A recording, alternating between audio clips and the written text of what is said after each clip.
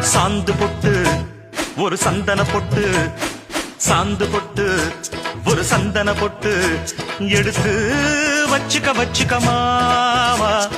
பூ முடிச்சு ஒரு சேலைய கட்டு, இனி நீ வெட்டிய கட்டிக்கலாமா. கம்பெடுத்தா சொல்லி அடிப்பே, ஜல்லி காளைய போல் துள்ளி குதிப்பே, ஒரு பம்பரமா சுத்தி அடிப்பே.